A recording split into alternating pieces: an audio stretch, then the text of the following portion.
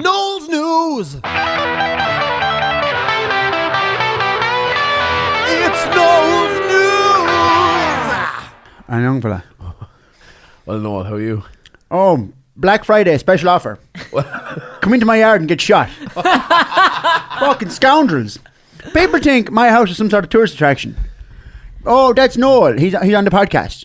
And they'd be pulling up outside, taking photos like it's the set of Father Ted. Go away. Oh, well, today's your lucky day. Would you like to be shot by a local celebrity?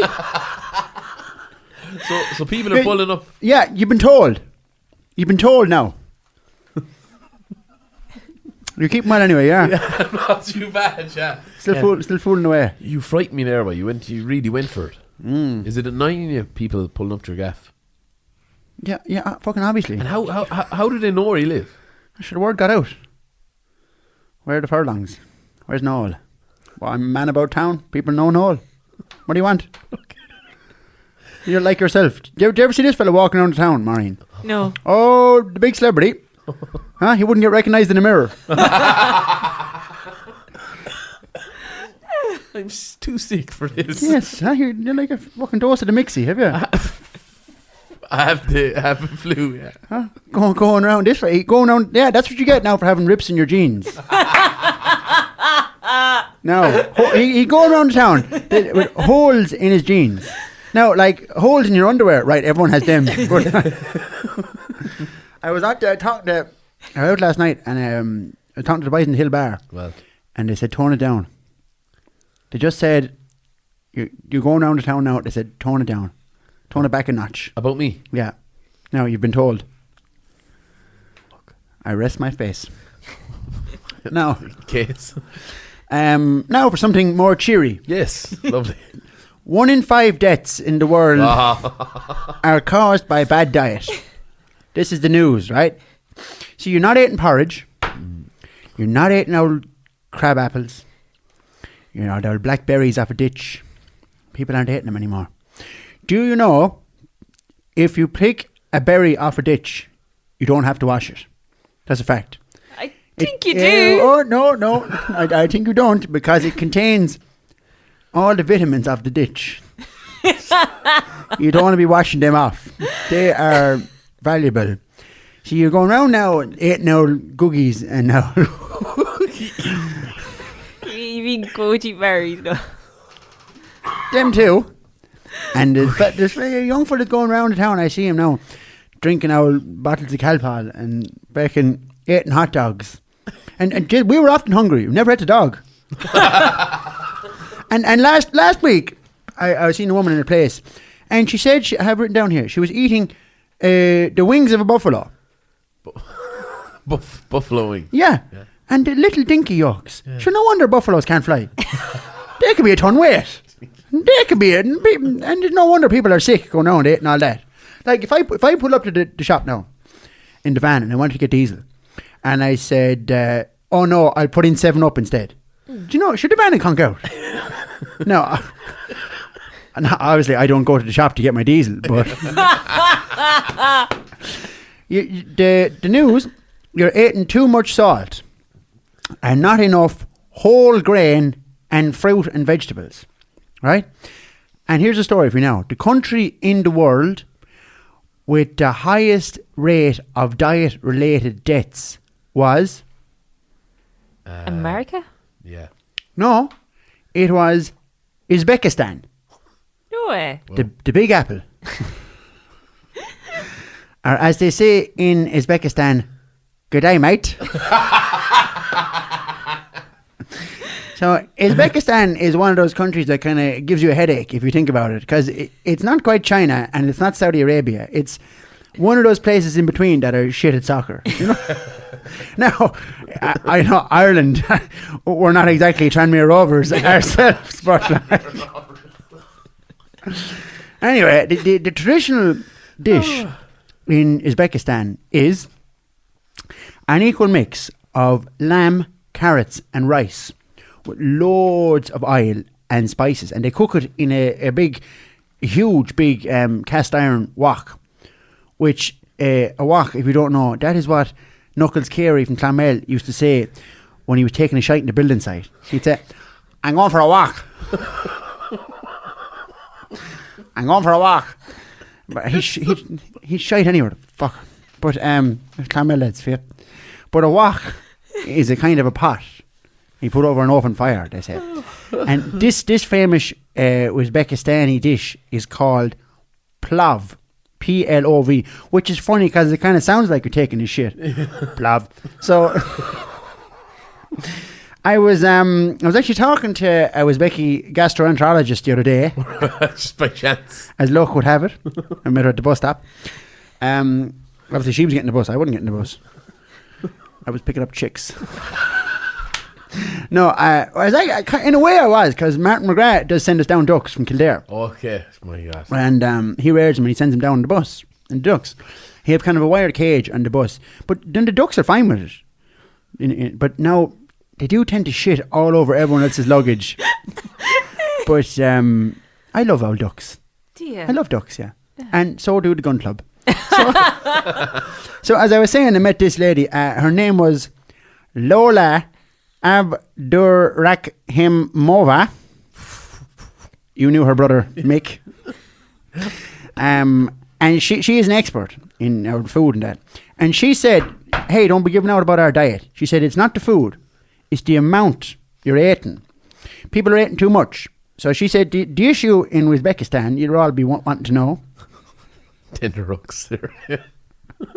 Edge of the seat stuff. They were a wicked crowd for minding old sheep and touring around, the hills like that, And now they're all moving into the city, sitting down, doing all soft work, and they're not burning off what they call the calories, right? I had to Google what a calorie was. So when they were out doing real work, they needed this high calorie food. Now they don't, but they still eating the fucking thing anyway. And when they socialise over there, do you know what they do? What? They ate for hours. They could be eating for hours. Whereas here in Ireland, we go for the healthy option of pints. I know food, right? Some nights the Shamrock Lounge do cocktail sausages, but talk about salt on the sausages. Jeez, the council are going to defrost the roads. These fucking things. He's going to die. I think he has consumption or something. Hey, the black plague. The plague is back by. You want to do rasta roads. But don't let this put you off, because Uzbekistani food is very popular around Russia and Asia. It's all to go. And apparently, it is the country's newfound wealth, and people are moving to the city, which has them overeating and dying from the diet. In the gas, they lived longer when they were poor. Yeah. As what you might call poor. Out healthy people out playing with the sheep. Eating berries. Eating old berries, yeah. Playing with the birds. Now, obviously, Uzbekistan, I don't care. They're fucking miles away. But they can all go and shite for all I care. But there's a lesson in there for you young people. Apparently, it's going to be a big new tourist destination. Uzbekistan. Yeah. Whoa. I'd probably stay going to Killarney myself. But just letting you know. Now, my second news story of the week. Johnny Stacks. Maureen. Johnny Stacks. Were either of ye ever on the moon? No. No. Me neither. Do you know what's up there?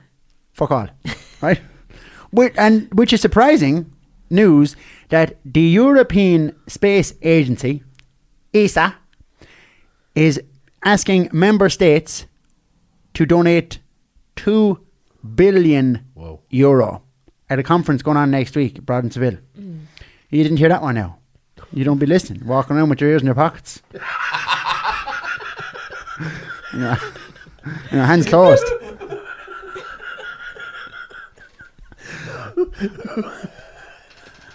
You alright? You're going to fucking die. That's a great one.